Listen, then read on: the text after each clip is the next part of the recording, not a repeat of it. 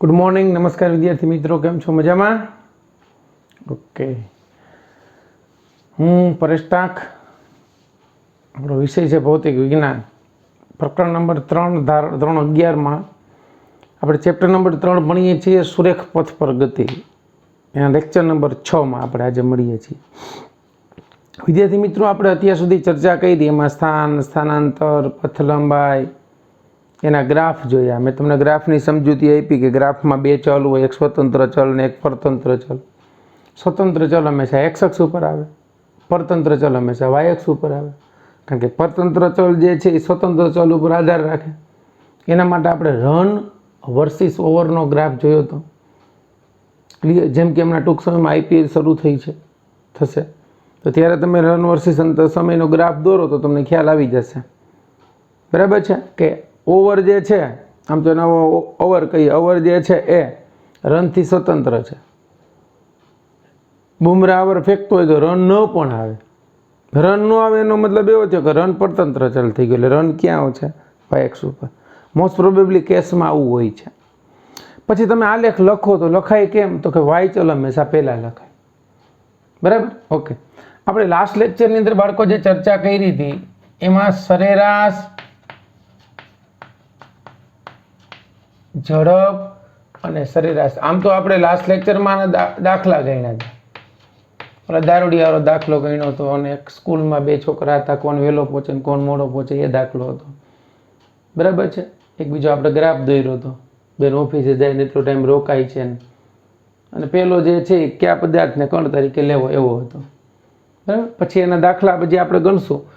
તો આજે આપણા લેક્ચરમાં ચર્ચા છે ને તત્કાલીન ઝડપ અને તત્કાલીન વેગ, સરેરાશ વેગ, એની વચ્ચેનો સંબંધ જોવો છે। અહીંયા સરેરાશ ઝડપ એટલે શું ભાઈ, અને સરેરાશ વેગ એટલે શું? તો અહીંયા સરેરાશ ઝડપને કન્સલ્ટ કેની હારે છે? પથ લંબાઈ સાથે। અને સરેરાશ વેગને કોની હારે લેવા જેવા છે? સ્થાનાંતર સાથે।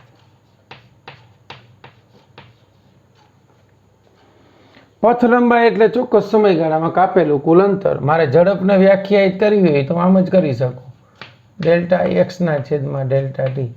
અને મારે વેગને વ્યાખ્યાયિત કરવો હોય તો આમ જ લખી શકું, ડેલ્ટા એક્સ ના છેદમાં ડેલ્ટા ટી। પણ અહીંયા જે છે ને આ ડેલ્ટા એક્સ એ કાપેલું કુલ અંતર છે। ડેલ્ટા એક્સ એટલે સ્થાનાંતર નહીં લખી શકીએ, અથવા તો આપણે એમ લખી શકીએ આ કુલ અંતરના છેદમાં સમયગાળો। અહીંયા ડેલ્ટા એક્સ એટલે શ્યોર આવશે x2 - x1, અંતિમ સ્થાનમાંથી પ્રારંભિક સ્થાન બાદ। જ્યારે અંતિમ પ્રારંભિક જેવું કંઈ નથી, કોઈ કણ અહીંથી ગતિની શરૂઆત કરે રેન્ડમ, અને આમ ગયો, આમ આવ્યો, આમ ગયો અને આમ આવ્યો, તો આનું સ્થાનાંતર એટલું થશે, કારણ કે આ પ્રારંભિક સ્થાન x1 કહી દઉં, અંતિમ સ્થાન x2 કહી દઉં। તો હું આમાં કાંઈ ન કરું તો કાંઈ નહીં, નોર્મલ સ્કેલ હોય, સાદી ફૂટપટ્ટીથી માપી લઉં તો એ મને મળી જાય સ્થાનાંતર। પણ પથ લંબાઈ માટે મારે એક દોરી લેવી પડે, એ દોરીને આમ મૂકવી પડે, અને પછી એની આ ટોટલ લંબાઈ માપી લો, એ મને પથ લંબાઈ મળશે। હવે કણને અહીંથી અહીં સુધી પહોંચવા માટે સમયગાળો તો ફિક્સ જ છે, જે સમય ટી લીધો એને ડેલ્ટા ટી કહી ગયો। અહીંથી શરૂ કર્યું હોય ત્યાં અહીં સુધીમાં માનો કે 12 સેકન્ડ થઈ હોય તો એનો સમયગાળો ડેલ્ટા ટી 12 સેકન્ડ। અને માનો કે આ જે કરેલું આ અંતર મળ્યું એ મને કેટલું મળ્યું? ધારો કે 8 સેન્ટીમીટર મળ્યું, અને આ અંતર મળ્યું એ ધારો કે મને 120 સેન્ટીમીટર મળ્યું। તો હવે મારે જોવું હોય તો અમારી ઝડપ જે છે એ કુલ અંતર કેટલું છે? તો કે 8 એના છેદમાં 12, એટલે 4 દુ 8 અને 4 તેરી 12। જોજો બાળકો, એટલો ફેર પડે, સોરી વેગ એટલો મળશે, 0.66 સેન્ટીમીટર પ્રતિ સેકન્ડ। જ્યારે ઝડપ તમારે જોતી હોય તો ઝડપ કેટલી મળશે?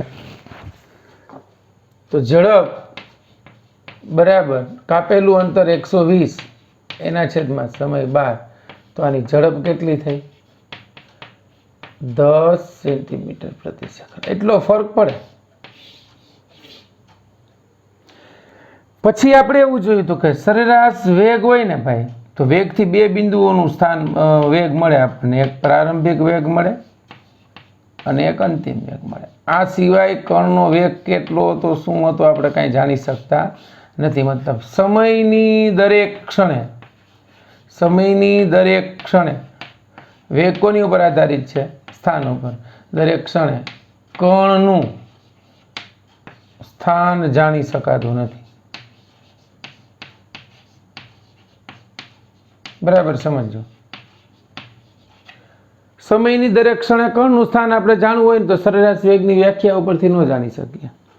પણ તમે સરેરાશ ઝડપની વ્યાખ્યા આપો ને, અથવા તો ઝડપ એની શોધો, તો ઝડપ ઉપરથી તમને કણનું સ્થાન જે છે એ ક્યાંથી ચાલ્યો એનો ગતિપથ તમને ખબર પડે. એમાંય સરેરાશ ઝડપ એટલે કાપેલું કુલ અંતર થયું, પણ એ ઝડપ કે વેગની અંદર કી ક્ષણે કણનું સ્થાન કેવું હતું એ માટે તમારે જે વ્યાખ્યાયિત કરવું પડે એ છે તત્કાલીન વેગ. તત્કાલીન વેગ અથવા એને તાત્ક્ષણિક વેગ કહેવાય. તાત્ક્ષણિક વેગ એટલે જે તે ક્ષણનો વેગ. આ સમજતા પહેલા તમને એક ટેક્સ્ટમાં ગ્રાફ આપ્યો છે, એ જોજો. તમને સ્થાન વર્સિસ સમયનો ગ્રાફ આપ્યો છે. અહીંયા સમય છે એ આપણને સેકન્ડમાં આપ્યો છે. એ સમય સેકન્ડની અંદર 1 2 3 4 5 6 7 અપ ટુ 8 સુધી કે 10 સુધી આપ્યો છે. હારે હારે કણનું સ્થાન મીટરમાં આપ્યું છે. અહીંયા સમય છે 1 2 3 4 5 6 7 અને 8. એ કણનું સ્થાન છે 5 10 15 20 25 30. અહીંયા 26 27 29 30. આ કણનો ગતિપથ તમને આપ્યો છે. કણ આમ ગતિ કરે છે. આ 5 સેકન્ડે 10 મીટરનું સ્થાનાંતર થાય છે, એટલે ગ્રાફ આમ તમને આપ્યો છે. બરાબર. પછી 7 સેકન્ડે કણનું સ્થાન 27.5 છે. બરાબર. એટલે આમ ગ્રાફ આપ્યો છે. ઓકે. તો ધારો કે અહીંયા કોઈક સમયગાળો હું T1 લઈ લઉં, તો T1 બરાબર કેટલું મળ્યું? 5 સેકન્ડ. ત્યારે T1 સમયે કણનું સ્થાન x1 કેટલું હતું? 10 મીટર. આ x છે. T2 સમયગાળો લઈ લો. T2 બરાબર કેટલું લીધું? હવે 7 સેકન્ડ. ત્યારે એનું સ્થાન કેટલું મળ્યું મને? તો કે ત્યાં તમને 27.4. એ ગમે આ તો આપણને આપે ચાલે, પણ અત્યારે આપણને ત્યાં 27.4 આપ્યું છે. હવે મારે આમાં એનો સરેરાશ વેગ જોતો હોય, સરેરાશ વેગ શું થશે? સરેરાશ વેગ બરાબર અહીંયા ધારો કે આ P1 કહી દો, આ P2 કહી દો, તો આ એટલું સ્થાનાંતર થયું. તો એ સ્થાનાંતર કેટલું મળ્યું આપણને? આ રહ્યું. અંતિમ સ્થાન કેટલું છે? x2 એટલે 27.5. પ્રારંભિક સ્થાન કેટલું છે? તો કે 10. એના છેદમાં અંતિમ સમય 7 - 5. એટલે આ સરેરાશ વેગ તમને મળ્યો 17.5 એના છેદમાં 2, એટલે 8.75 જેવું મળશે મીટર પ્રતિ સેકન્ડ. 8.75. આ એક તમને જસ્ટ ઉદાહરણ માટે આપ્યું છે. હવે આપણે આ જે મળ્યું એ સરેરાશ મળ્યું, તો સરેરાશ વેગ કે સરેરાશ ઝડપથી તમને સમયની દરેક ક્ષણે કણનું સ્થાન કે એના વિશેની માહિતી મળી શકતી નથી. તો એ માટે તમારે કઈ રાશિ વ્યાખ્યાયિત કરવી? તત્કાલીન વેગ. ચાલો, આમ તો આપણે આગળ ભણ્યા છીએ, બરાબર, એના વિશે ચર્ચા કરી. હજી આમાં થોડુંક એક જોઈએ આપણે. તો આગળ જોઈ ગયા હતા કે ભાઈ સ્થાન વર્સિસ સમયના ગ્રાફ જોયા હતા. તો એ માટે વેગના ગ્રાફ જોવાય તો આમ તો એ જ વસ્તુ છે, પણ ફરી વાર રિવિઝન કરી લઈએ આપણે કે આ કણનું સ્થાન છે, આ કણનો સમય છે. જો સમય સાથે કણનું સ્થાન ન બદલે તો આ કણનો વેગ 0 થયો. વેગ 0 એટલે સુરેખાનો ઢાળ, અને ઢાળ એટલે મેં તમને કીધું હતું tan θ. tan θ એટલે શું?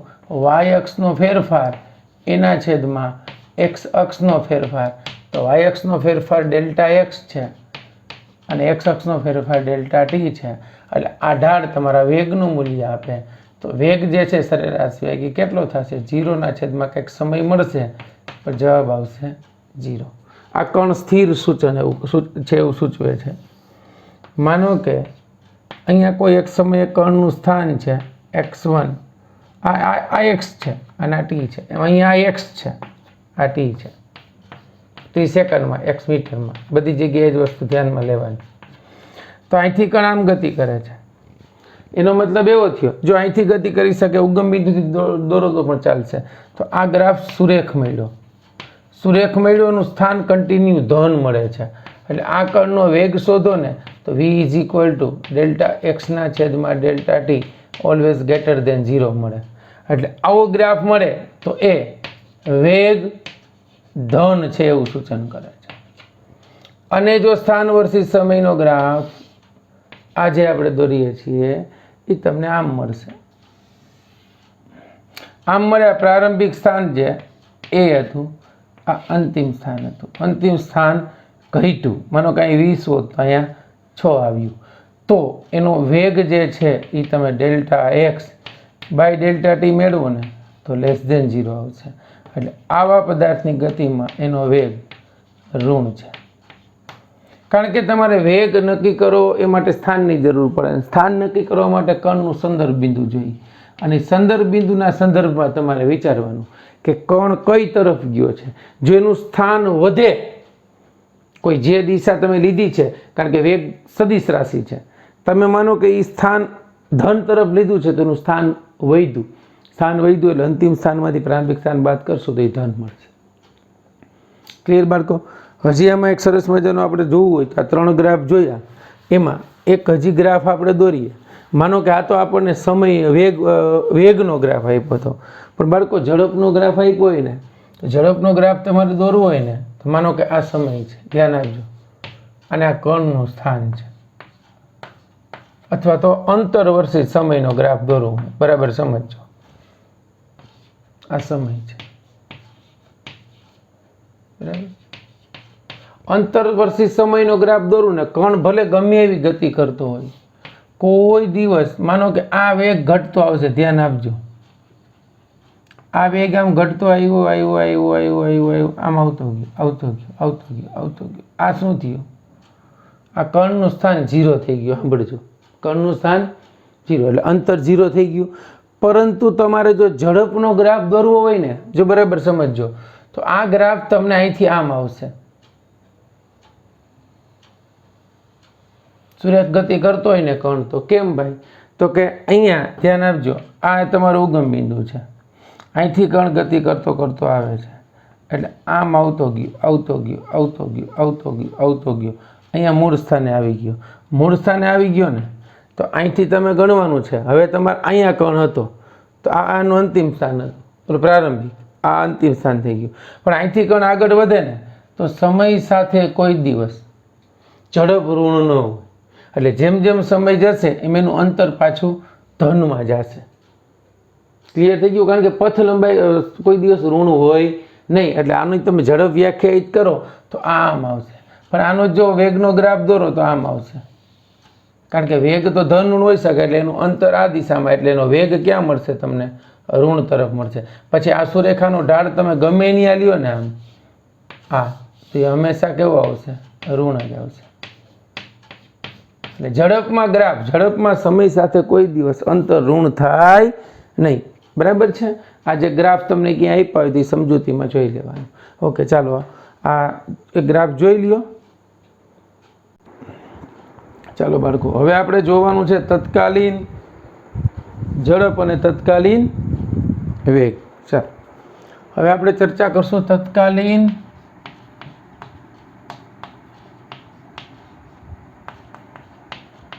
ઝડપ અને તત્કાલીન એટલે જે તે ક્ષણે એટલે ઇન્સ્ટન્ટ લેશો. ઇન્સ્ટન્ટ એટલે અત્યારે 8 વાગ્યાને 1 મિનિટ ને 3 સેકન્ડ, પછી 8 વાગ્યાને 1 મિનિટ અને 4 સેકન્ડ. તો 1 સેકન્ડનો ગાળો છે ને એ ઘણો બધો મોટો થયો. કારણ કે આ જે સમજશો ને બાળકો, આની અંદર આપણે કોન્સેપ્ટ આવશે વિકલનનો. યાદ રાખજો, વિકલન મેં તમને શરૂઆતમાં ભણાવ્યું હતું. વિકલનનો આપણે એક સિમ્પલ નિયમ હતો કે કોઈ પણ ચલ રાશિ આપી હોય એમાં ઘાત આગળ અને ઘાતમાં 1નો ઘટાડો, ઘાત આગળ અને ઘાતમાં 1નો ઘટાડો.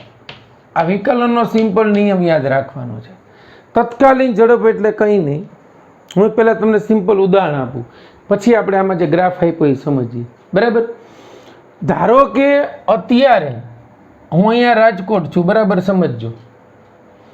ત્યાંથી મારે ગોંડલ જવું છે, બરાબર. આ ગોંડલ છે, G for Gondal, R for Rajkot. તત્કાલીન ઝડપની જરૂર કે તત્કાલીન વેગની જરૂર ક્યાં પડે? આ રાજકોટથી ગોંડલ વચ્ચેનું અંતર સપોઝ 40 કિલોમીટર. જો વિકલનમાં અમે તમને સમજાવવાનો પ્રયત્ન કર્યો હશે પણ તમને ભૂલાઈ ગયું. માનો કે હું કાર લઈને જાઉં છું, ભલે હું ધીમે જાઉં છું, એટલે મારે અહીંથી અહીં સુધી પહોંચવા માટેનો સમય છે 1 અવર. બરાબર, સમજો. હવે આ કાર હું ક્યાંથી લઈને ગયો, કેમ ગયો, એ તમને કાંઈ ખબર નથી. ધારો કે કોઈ એક સમયગાળો T1 છે, સાંજના 5 વાગ્યા છે અને 6 PM હું ત્યાં પહોંચીશ. એટલે તમને એટલી ખબર છે કે કલાકમાં રાજકોટથી ગોંડલ પહોંચી ગયા. તો મારે એનો સરેરાશ વેગ જો વ્યાખ્યાયિત કરવો હોય તો સરેરાશ વેગ v = t2 x2 - x1 એના છેદમાં t2 - t1. મારી પાસે પ્રારંભિક અને અંતિમ સ્થાનની માહિતી છે, એક 0ની ને એક 60 મિનિટ પછીની. એટલે હું એમ કહું ગોંડલ પહોંચી ગયા તો 40/1. એટલે આનો એકમ આપણે km/h લખીએ છીએ. આ 40 km/h થયું.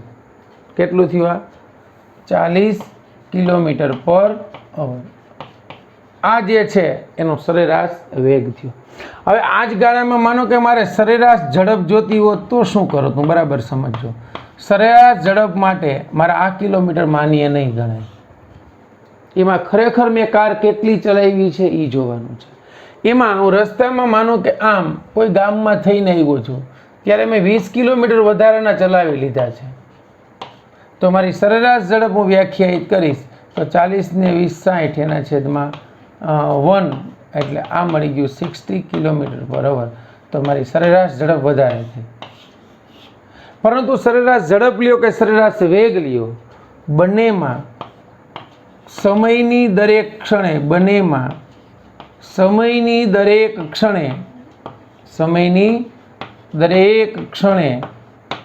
કણના સ્થાનની માહિતી મળતી નથી,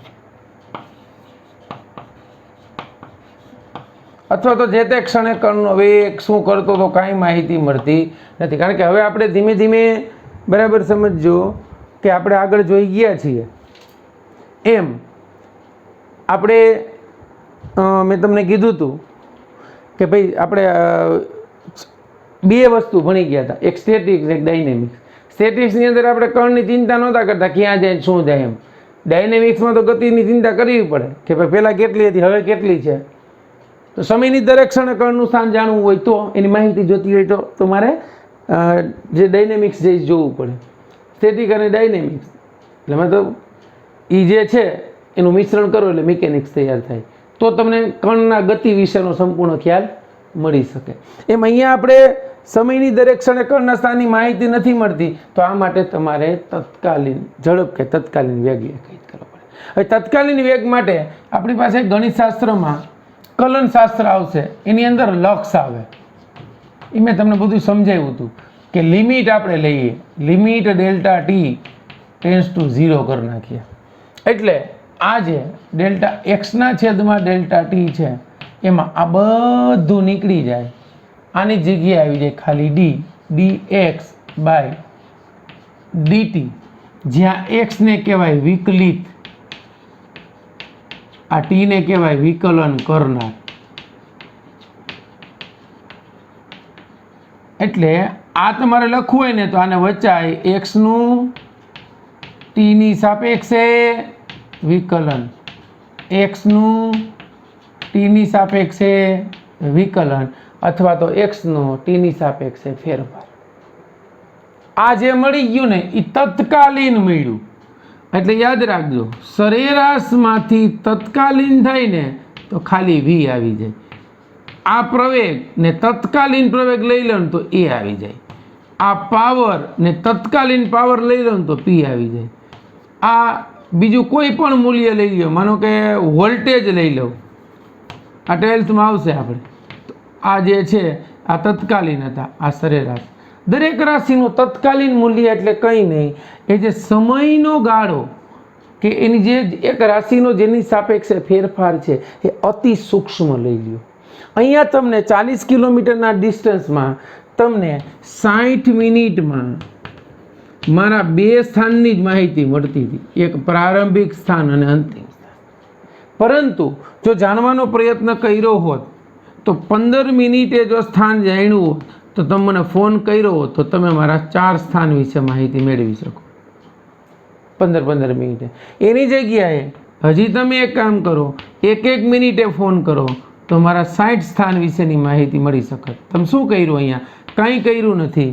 પહેલા સમયનો ગાળો જે છે એ ડેલ્ટા T1 હતો, એના કરતાં ડેલ્ટા T2 નાનો કર્યો, એનાથી કરતાં ડેલ્ટા T3 હજી નાનો કર્યો. હજી તમને એમ થાય તો એક સેકન્ડે માહિતી લીધી હોય તો તમે મારી માહિતી કેટલી 3600 સ્થાન વિશેની માહિતી મળે, તો વધારે માહિતી મળી. તો સમયનો ગાળો ડેલ્ટા T4 એનાથી નાનો કર્યો, હજી એનાથી નાનો કરો ડેલ્ટા T5, 0.5 સેકન્ડે માહિતી મેળવી હોય તો અડધું ખાલી બોલો ક્યાં છો તો 0.5 સેકન્ડ થઈ, જસ્ટ ફોર ફન. પણ આપણને એમ અંદાજ આવે કે જેમ જેમ સમયનો મૂલ્ય નાનું કરતા જાઓ, કેટલું કરતા જાઓ, T ટેન્ડ્સ ટુ 0. એટલે ઇન્સ્ટન્ટ એના પછીનો જે મોમેન્ટ છે, ક્ષણ છે, એના વિશેની માહિતી તમને મળે છે. તો આ બાળકો વિકલનની આપણે ચર્ચા કરી હતી. હવે આમાં જ આપણે આગળ વધવાનું છે, એ ફરી પાછો આપણે જોઈએ. તો આ જે છે સમજવાનો પ્રયત્ન તમને મેં એ કર્યો છે કે તત્કાલીન ઝડપ કે તત્કાલીન વેગની જરૂર ક્યારે પડે. ક્લિયર? ચાલો હવે આપણને બાળકો એમાં એક ગ્રાફ આપ્યો છે સરસ મજાનો, બરાબર. એ પરથી આપણે તત્કાલીન વેગનું મૂલ્ય શોધીએ. તો આ વિકલનનો નિયમે જવા દઉં છું, હવે તમને ખબર પડી ગઈ છે. એમાં એક સરસ ગ્રાફ આપ્યો છે તમને, જો બુક્સની અંદર એક ગ્રાફ આપ્યો છે સ્થાન વર્સિસ સમયનો. સ્થાન વર્સિસ સમયનો ગ્રાફ તમે લ્યો તો અહીંયા હું ગ્રાફ દોરું છું. આ સમય છે સેકન્ડમાં, આ જે છે એ કણનું સ્થાન છે, સ્થાન છે મીટરમાં, આ x છે, બરાબર. આ સમય અહીંયા આપ્યો છે, સમય આપણને આપ્યો છે 2 સેકન્ડથી સ્ટાર્ટ કર્યો છે, એટલે અહીંયા 2 છે, અહીંયા 2.5 છે, અહીંયા 3 છે, અહીંયા 3.5 છે, અહીંયા 4 છે, અહીંયા 4.5 છે, અહીંયા 5 છે, અહીંયા 5.5 છે, અહીંયા 6 છે. આ સમય છે. આ બાજુ તમને સ્થાન આપ્યું છે, સ્થાનનો ગ્રાફ લીધો છે 0 થી, એટલે અહીંયા 0 છે, પછી અહીંયા 2 છે, અહીંયા 4 છે, 6 છે, 8, 10, 12, 14, 16, 18, 20, 22, 24. આ ગ્રાફ તમે અનંત સુધી લઈ જઈ શકો, બરાબર. સ્થાન વર્સિસ સમયનો ગ્રાફ આપ્યો છે અને એમાં તમને મૂલ્યો જો આપ્યા છે, એમાં તમને કીધું છે કણનું દરેક ક્ષણે સ્થાન ક્યાં છે. તો અહીંયા આપણે એ જ કરવાનું છે. એમાં તમને એક સ્થાનનું સૂત્ર આપી દીધું છે અને x = આ સૂત્ર મુજબ ગણતરી કરવાની છે, 0.08 TQ. આનું વિકલન કરું, બરાબર સમજો, તો dx/dt = વેગ v 0.08 એમનેમ 3 આગળ t², એટલે મને વેગનું સૂત્ર મળ્યું 0.24 t². ધ્યાન આપજો, અહીંયા આ સૂત્ર ઉપરથી આખી તત્કાલીન ઝડપને વ્યાખ્યાયિત કરવાનો પ્રયત્ન કર્યો છે, કારણ કે આ અનિયમિત ગતિ છે અને આ સૂત્ર જે છે એ x = y³ જેવું છે. આમાં ગમે એ રાશિ મૂકી શકો, બરાબર છે. આ રાશિ બદલાય છે, આ અચળાંક છે, જ્યાં એ કેવું છે, અચળ છે, ઓલા 2 ચલ છે.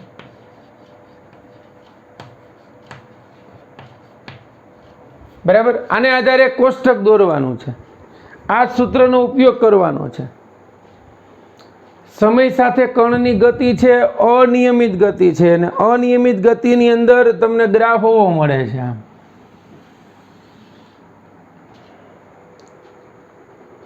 એમાં આપણે એમાં સમયનો ગાળો જે લીધો હતો, મેં તમને કીધું હતું ડેલ્ટા ટી નાનો નાનો કરતા જાઓ, તો એમાં શરૂઆતમાં એક સમય લીધો છે 3 સેકન્ડ લીધી છે, અને બીજી 5 સેકન્ડ લીધી છે.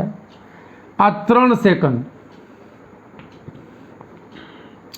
આ 5 સેકન્ડ,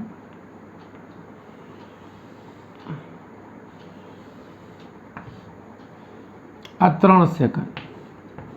હવે જો આનો તમે સરેરાશ વેગ વ્યાખ્યાયિત કરો તો આનો સરેરાશ વેગ ઇઝ ઇક્વલ ટુ આ કણનું સ્થાન જે હતું એ અને અહીંયા જે હતું એ. 5 સેકન્ડે અહીંયા તમને કણનું સ્થાન જે છે એ સમથિંગ કંઈક મળે, એ આપણે શોધશું આ સૂત્ર ઉપરથી. તો અહીંયા સરેરાશ વેગ જે છે એ 3 અને 5 એની વચ્ચેનું સમયનું મૂલ્ય કયું આવ્યું? 4 સેકન્ડ. તો આ 4 સેકન્ડે સરેરાશ વેગ મારે જોતો હોય તો 4 સેકન્ડે સરેરાશ વેગ લઉં ને તો એ કેટલો મળશે? તો કે અહીંયા કણનું સ્થાનાંતર એના છેદમાં લીધેલો સમય. ધ્યાન આપજો. હવે કણનો સરેરાશ વેગમાં સ્થાનાંતર એટલે x2 માઇનસ x1 એના છેદમાં સમય. હું 4 સેકન્ડે લઉં છું, 0 થી 4. તો સ્થાનાંતર એટલે x2 પહેલાં લઈ લઉં તો x2 ઇઝ ઇક્વલ ટુ 0.08. અહીંયા ટીનું મૂલ્ય મૂકો તમે 4, 4નો ઘન, ચોકે ચોકે 16, 16 ચોકું 64, 64 ગુણ્યા 0.08 એ આપણને મળ્યા 5.12. કેટલું મળ્યું? 5.12. ઈ ગાળામાં માનો કે સમય જે લીધો હોય એનું સાદું રૂપ આપો તો અહીંયા સમય માનો કે 4 સેકન્ડ થઈ શકો હોય તો 5.12 ભાગ્યા 4. તો ઓકે, હજી આપણને આ સ્થાન કયું મળ્યું? x2 મળ્યું ને? હા, આ 4 સેકન્ડનું સ્થાન છે એ 5.12 મળ્યું. હજી આપણે પ્રારંભિક સ્થાન લઈ લઈએ તો પ્રારંભિક સ્થાન અહીંયા લ્યો તો આ 4 સેકન્ડ હતી. પ્રારંભિક સ્થાન અહીંયા તમને 2 આપ્યું છે. આ ખાલી સમજવા માટે આપું છું ઉદાહરણ તરીકે, બરાબર. અહીંયા તો તમને કીધું છે કે એનો સરેરાશ વેગ જે છે, આ ગ્રાફનો સરેરાશ વેગ એ તમને આપ્યો છે. સરેરાશ વેગ 4 સેકન્ડે કેટલો આપ્યો છે એ તમને કહ્યું છે કે 4 સેકન્ડે ધારો કે કણનો વેગ સરેરાશ વેગ તમને મળે છે એ 3.84 છે.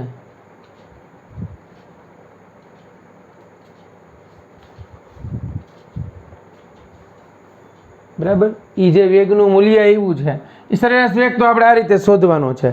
x2 મળી ગયું, પછી x1 મળી ગયો, અહીંયા જે સમયગાળો છે એ મળી ગયો, એટલે તમને આ જે મળ્યો એ સરેરાશ વેગ મળ્યો. તો કોઈ પણ તાત્ક્ષણિક મૂલ્ય લઈ લ્યો ને એટલે આપણે 4 સેકન્ડ એનું તાત્ક્ષણિક મૂલ્ય શોધવાનું છે. 4 સેકન્ડ એટલે આપણે વેગનો ગ્રાફ ટૂંકો ટૂંકો કરતા જઈએ તો માનો કે પહેલાં એટલો મળ્યો તો આપણને આ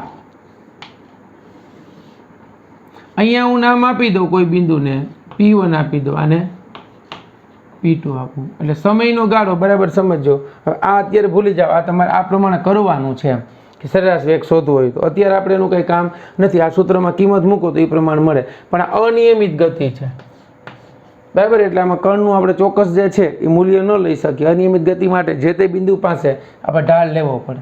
તો આપણે આ બિંદુ પાસે ઢાળ લેવો છે. તો અત્યારે સમયની ક્ષણ પહેલી જે લીધી છે, ધ્યાન આપજો, એ ડેલ્ટા T1 બરાબર 2 સેકન્ડ માટે લીધું છે. પછી આ નાનું કર્યું એટલે ડેલ્ટા T2 જે છે એ 2 સેકન્ડ, એટલે આ 3 અને 5. પછી એ સમયનો ગાળો ઘટાડ્યો છે, એ ડેલ્ટા T જે છે પછી 1 સેકન્ડ કર્યો છે. જો હજી સમયનો ગાળો ઘટાડ્યો છે એટલે ડેલ્ટા T3 લ્યો. અલગ અલગ ડેલ્ટા Tના મૂલ્યો આપ્યા છે તમને.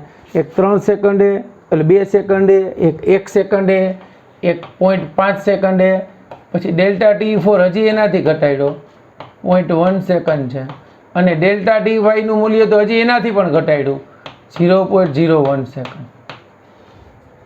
તો આ માટે શું કર્યું? કોઈ એક તરફી મૂલ્ય નથી ઘટાડ્યું. માનો કે આ 2 સેકન્ડ લીધી, પછી અહીંથી આમ વધાર્યું, એટલે આ કેટલું હતું? 3.5, અને આ કેટલું હતું? 4.5. એટલે એક તમને મૂલ્યો આ જે મળ્યા, અહીં જે મળે યા તો આપણે ગ્રાફ આપણી રીતે દોર્યો છે એટલે આવા મૂલ્યો મળે, બાકી જે મળે એ લેવાના. આ તફાવત કેટલો થયો? 2 સેકન્ડ. ઈ ગાળામાં આ એનું સ્થાનમાં ફેરફાર થયો, ત્યારે એ જે વેગ મળે એનો સરેરાશ વેગ મળશે. સમજાણું? એ કિંમત અહીં મૂકવાની. હવે આ જે ગાળો છે, હવે સમયનો ગાળો હજી ઘટાડ્યો. જો તો કેટલો લીધો? તો કે અહીંયા 2 બિંદુ 3.5 એક મળ્યું, એક મને અહીંયા મળ્યું 4.5, એટલે એનું આવું મળશે તમને 3.5 અને હા પહેલાં 3નું મળ્યું હતું. ઓકે, 3 ને 5નું હતું. આ 3.5 અને 4.5. તો આ ગ્રાફમાં બીજો ફેરફાર, આ 1 સેકન્ડનો ફેરફાર થયો. હજી એટલે ડેલ્ટા T2 પહેલાં 2 સેકન્ડ લીધો હતો, પછી 1 સેકન્ડ. જો હજી ઘટાડ્યો, અડધી સેકન્ડ કર્યો, તો આ 3.50 અને 4 3.75 લીધો અહીંયા, અને અહીંથી 4.25 લીધું, એટલે આ સમયનો ગાળો લીધો. આ 3.75 એટલે અહીંયા, અને આ 4.25 એટલે અહીંયા. તો એ સમયનો તફાવત લ્યો તો તમને આ મળ્યું. ત્યારે એટલું સ્થાનાંતર થયું. હજી ગાળો અતિ સૂક્ષ્મ કર્યો, 0.5 સેકન્ડ લીધો, હજી અહીંથી વધાર્યો 3.50 અને 3.95 અને 4.05. હજી ઘટાડતા ગયા, એટલે 1 સેકન્ડનો ગાળો લીધો, 0.1 સેકન્ડનો, એટલે 3.95 અને 4.5. તો એનું સ્થાનાંતર તમને આવું મળ્યું. બરાબર સમજો. હજી સમયનો ગાળો નાનો કર્યો, એટલે 3.995 અને 4.05, એટલે 0.01 સેકન્ડ થયું. તો એ માટે તમને આ જે મળ્યું ને, જે તે બિંદુ પાસે તમને વેગ સ્પર્શકની દિશામાં મળે. તો કે હા, એ સમયનો ગાળો અતિ સૂક્ષ્મ કરતા ગયા, અને P1 P2 કયો, આ જે છે એને Q1 Q2 કયો, આ જે છે એને પછી એને R1 R2 કયો, આ જે છે એને S1 S2 કયો, અને હજી ગયું T1 T2 કહી દો, એટલે આ બિંદુ મળી ગયું તમને. તો ત્યાં તમને સરસ મજાનું એક કોષ્ટક આપ્યું છે, ધ્યાન આપજો. આના પરથી છે આ જે છે ને, આ સૂત્ર ઉપરથી કિંમત મૂકજો એટલે બધું મળી જશે. પહેલાં ડેલ્ટા T આપ્યું છે આ કોષ્ટકમાં, પછી એનો સમયગાળો T1 આપ્યો છે, અહીંયા T2 આપ્યું છે. જો આ ડેલ્ટા T તમને ખબર છે, ડેલ્ટા T એટલે કેટલું લેવાનું છે? આ સેકન્ડમાં છે, બરાબર. એ 2 સેકન્ડ લેવાનું, પછી 1 સેકન્ડ લેવાનું, પછી 0.5 સેકન્ડ લેવાનું, પછી 0.1 સેકન્ડ લેવાનું, પછી 0.01 સેકન્ડ લેવાનું. બસ એટલો ગ્રાફ છે, બરાબર. તો હવે આ T1 એટલે પેલી 3 સેકન્ડ હતી, બીજી કેટલી હતી? 5. પછી આપણે એક ગાળો લીધો એટલે 3.5 અને 4.5, પછી 3.75 અને 4.25. સમયનો ગાળો ઘટાડતા ગયા. હવે 0.1 સેકન્ડ લીધું, એટલે અહીંયા કેટલું આવશે? 0.1 સેકન્ડ, એટલે 3.95 અને 4.05. અહીંયા 3.995 અને 4.005, એટલે 0.01નો ગાળો થયો ને, 0.95 એટલે 5. હા, 3.995 થી 4.005. હવે તમને એમ થાય કે આ T1 I સેકન્ડમાં છે, આ T2 I સેકન્ડમાં છે. હવે તમારે સ્થાન જોવાના, જોજો. તો આ સમયે કણનું સ્થાન જે છે એને x1 કીધું, આ સમયે કણનું સ્થાન છે એને x2 કીધું. આ સમયના વિધેય છે એટલે x1t ને x2t કીધું. મળતું જશે. તો આમાં તમારે કિંમત મૂકતી જવાની, એટલે અહીંયા T1ની કિંમત મૂકો એટલે 3, ત્યારે x1 મળશે. T2ની કિંમત મૂકો ત્યારે x2 મળશે. ક્લિયર થયું? અહીંયા જે તફાવત લીધો છે એ ડેલ્ટા x છે. આ સ્થાનાંતર મળી ગયું તમને. અને લાસ્ટની અંદર જે આપ્યું છે એ delta x by delta t છે. એટલે આ મીટરમાં હશે, આ મીટરમાં હશે, આ મીટરમાં છે, અને આ ગ્રાફ મળી ગયો મીટર પ્રતિ, મતલબ મૂલ્ય મળ્યું delta x by delta t. એ કેમાં હશે? મીટર પ્રતિ સેકન્ડમાં. એટલું સમજાણું? તો આ તત્કાલીન મૂલ્ય વ્યાખ્યાયિત કેમ થાય એની સમજૂતી આપવાનો પ્રયત્ન કર્યો છે. હવે આ તત્કાલીન મૂલ્ય મારે જોતું છે તો તમારે આમ કિંમત મૂકતી જવાની. જો ફટાફટ આપણે વેલ્યુ મેળવી લઈએ, મારી સાથે સાથે તમે કરતા જાજો. અહીંયા ટી કેટલા મૂકવાના? 3. હવે જો આ કેમ આવ્યું એની એક મેથડ આપી છે ને આમ તો, કે મારે આ માનો કે આ T1 કેમ લેવું, તો T1 લેવા માટે એને શું કર્યું છે કે T1 ઇઝ ઇક્વલ ટુ મૂળ મૂલ્ય છે ને આખો ગ્રાફ એ T બરાબર 4 સેકન્ડ લીધી છે. પહેલાં મેઇન 4 સેકન્ડ એ તત્કાલીન વેગ જોઈએ છે. તો T1 બરાબર T એક મૂલ્ય લીધું છે -Δt/2 અને બીજું એ લીધું છે T પ્લસ Δt/2. બસ આના ઉપરથી T1 T2 મૂલ્ય મેળવવાનો પ્રયત્ન કર્યો છે. જો આમ તો આ બધા કિંમત મૂકો તો T કેટલું છે? 4. પછી Δt કેટલો છે? તો કે 2. તો 2 ના છેદમાં 4 માંથી 1 જાય એટલે 3. T કેટલો છે આ? તો કે 5, સોરી 4. Δt કેટલું? 2. એટલે 4 ને 1 5. એ રીતે આ કિંમત મૂકો, બધી કિંમત આમ મળી જાય. હવે તમારે એક જોઈએ છે તો કેટલા? તો કે પેલા મૂકું 3.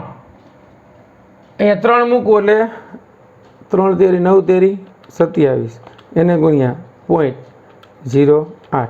આ પહેલું કણનું સ્થાન મળ્યું 2.16. બીજા કણનું સ્થાન જોઈએ તો 0.08 એને ગુણ્યા 3.5 3 વખત આ તમને મળ્યું 3.43. આ રીતે બધું છે બરાબર. 3.75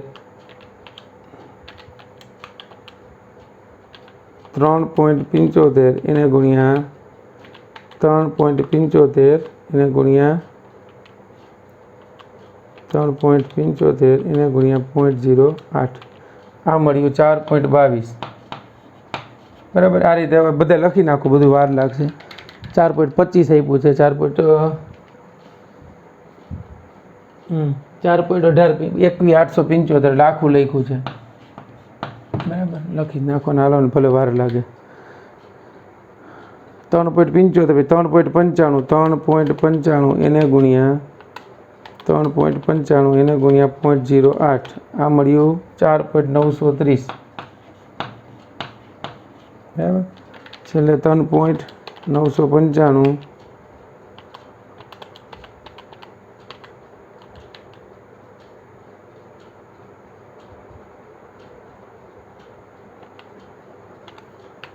આ મળ્યું 5.100 બરાબર.